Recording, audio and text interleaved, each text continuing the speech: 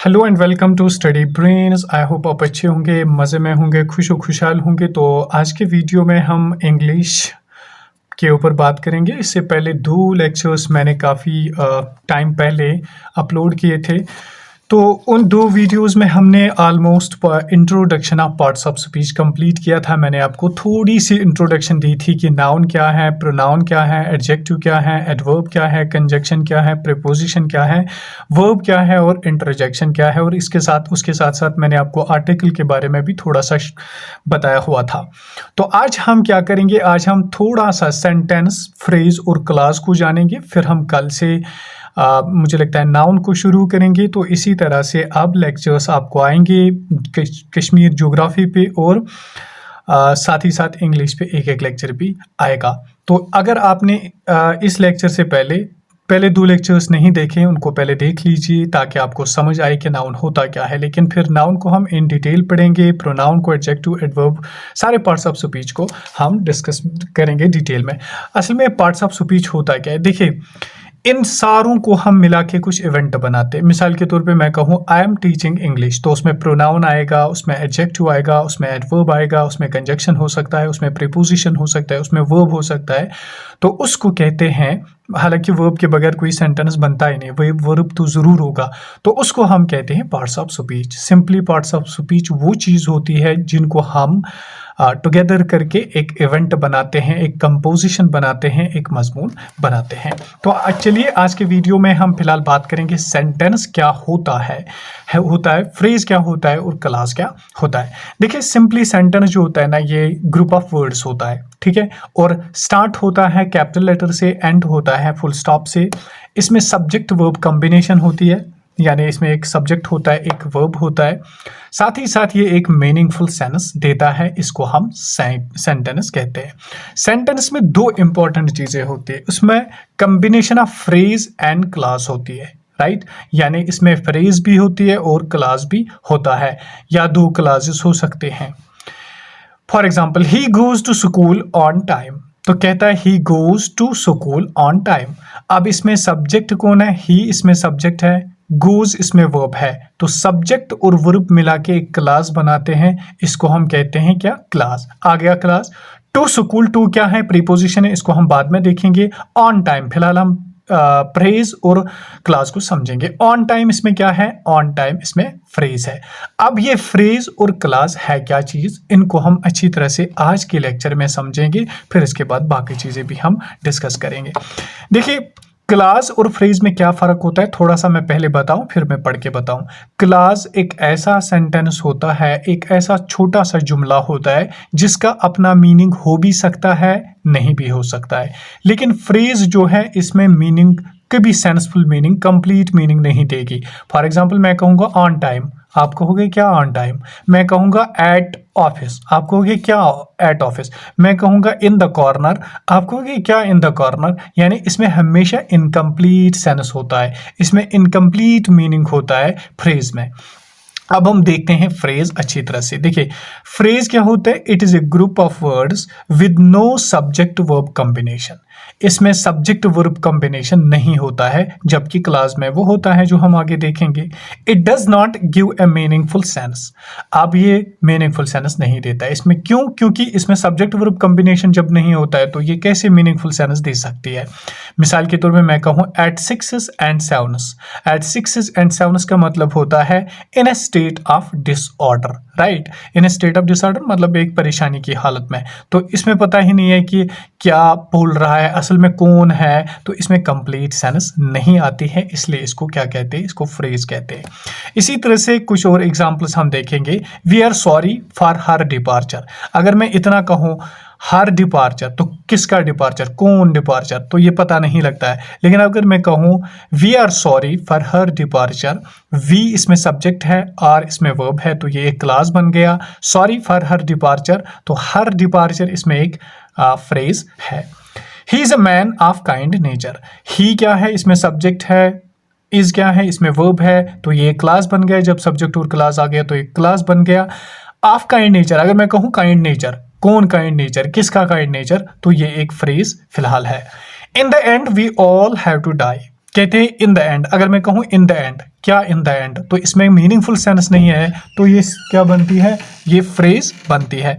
We all have to die, तो ये इसमें एक क्लास आता है।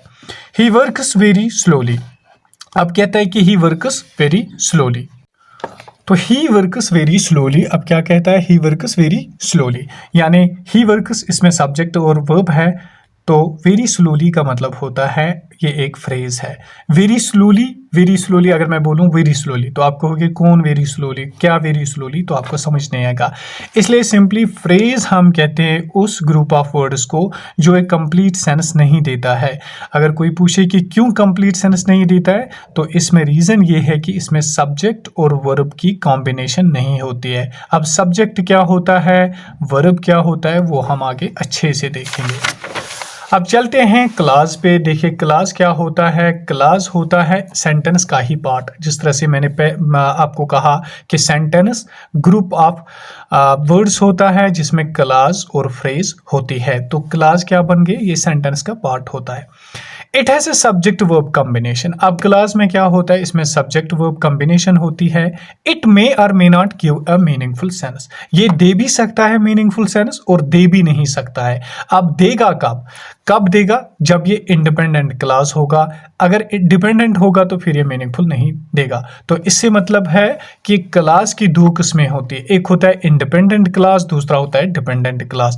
इंडिपेंडेंट क्लास वो क्लास होता है जो मीनिंगफुल सेंस देता है, डिपेंडेंट क्लास वो क्लास होता है जो मीनिंगफुल सेंस नहीं देता है। अब हम एग्जाम्पल्स के थ्रू देखेंगे। If he comes I will go, तो ये सब्जेक्ट ये जो इफ है ये कंडीशनल है, इसको फिलहाल छोड़ते हैं, फिलहाल हम सब्जेक्ट वर्ब को समझेंगे।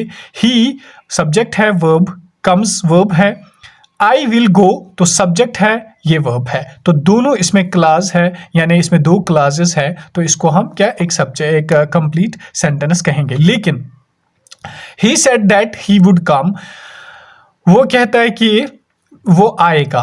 अब इन्हीं दो सेंटेंसेस में देखेंगे हम कि इंडिपेंडेंट क्लास कौन है और डिपेंडेंट क्लास कौन है। देखिए इफ ही कम्स, अगर वो आता है, कौन आता है, तो इसमें हमें पता ही नहीं चलता है, ये तो डिपेंडेंट है आई विल गो पे, मतलब अगर वो आएगा तो ही मैं जाऊंगा। तो इफ ही कम्स ये डिपेंडेंट क्लास है, कंप्लीट मीनिंग नहीं देता है। आई विल गो तो कंप्लीट सेंस देता है क्योंकि ये इंडिपेंडेंट क्लास। अगर मैं आपसे कहूँ आई विल गो, मैं जाऊंगा, तो आप कहोगे ठीक है, ये तो समझ आता है। इफ ही कम्स कौन आता है, तो ये इसका मतलब है ये डिपेंडेंट क्लास है, कंप्लीट सेंस नहीं देता है, कंप्लीट मीनिंग नहीं देता है। I will go complete meaning देता है क्योंकि ये इंडिपेंडेंट क्लास है। ही सेड, उसने कहा, ही वुड कम, वो आएगा, तो दोनों इंडिपेंडेंट क्लास है। कभी डिपेंडेंट हो सकता है सेंटेंस में, कभी इंडिपेंडेंट क्लास सेंटेंस में हो सकता है। तो इंडिपेंडेंट क्लास है, ही सेड उसने कहा, ही वुड कम वो आएगा। तो ये हमने क्लास और फ्रेज को अच्छी तरह से समझा। आगे हम नाउन के बारे में बात करेंगे, यानी फिर से मैं थोड़ा सा आपको पार्ट्स ऑफ स्पीच का फंडामेंटल बोलूँगा। उसमें मैं ये बात आपको बोलूँगा कि कौन नाउन है, कौन प्रीपोजिशन है, कौन प्रोनाउन है, कौन एडजेक्टिव है, एडवर्ब क्या है। थोड़ा सा एक और लेक्चर मैं उस पर लाऊंगा 20-30 मिनट का, फिर उसके बाद हम 1 बाय 1 नाउन को शुरू करेंगे। तो आज का लेसन आई होप आपको समझ आया होगा। एक रिकैप मैं जल्दी से करूंगा। हमने देखा सेंटेंस क्या होता है। सेंटेंस होता है ग्रुप ऑफ वर्ड्स जो एक कैपिटल लेटर से शुरू होता है, एंड फुल स्टॉप से होता है, और साथ ही साथ इसमें एक कम्बिनेशन ऑफ सब्जेक्ट वर्ब होता है, यानी इसमें एक क्लास होता है, इसमें एक फ्रेज होती है। और इसके बाद हमने देखा कि फ्रेज क्या होती है। फ्रेज एक ऐसा ग्रुप ऑफ वर्ड्स होता है जो कंप्लीट सेंस नहीं देता है।